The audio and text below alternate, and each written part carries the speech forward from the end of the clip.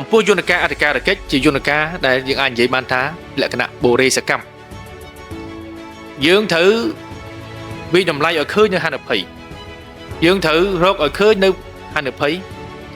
យើងត្រូវមានការគិតគូរក្នុងការផ្ដល់អនុសាសន៍លើចំណុចដែលត្រូវកែលម្អ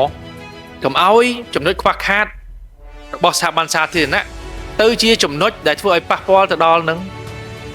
សុខុមាលភាពការរស់នៅរបស់ប្រជាជនគាត់បានបងពុនឲ្យយើងអនុវត្តផ្ដល់សេវាសាធារណៈឲ្យបានល្អយកចិត្តទុកដាក់គ្រប់ទិដ្ឋភាពហើយអ្វីដែលជាសេវាសាធារណៈនេះគឺត្រូវទៅនឹងតម្រូវការជាក់ស្ដែងរបស់ប្រជាពលរដ្ឋរបស់យើងអញ្ចឹងយើងវាស់នឹងឲ្យចេញអញ្ចឹងនេះជាលក្ខណៈបូរេសកម្មនៃយន្តការតាមដានរូបបណ្ឌិតនិងវិទ្យាល័យរបស់យើងប៉ុន្តែបើមានចំណុចខ្វះខាតគឺយើងមិនបារម្ភដែរប្រជាជននឹងប្រាប់យើងដឹងហើយតាមរយៈយន្តការបណ្ដឹងរបស់យើងនេះអាហ្នឹងគឺប្រតិកម្មភ្លាមៗមក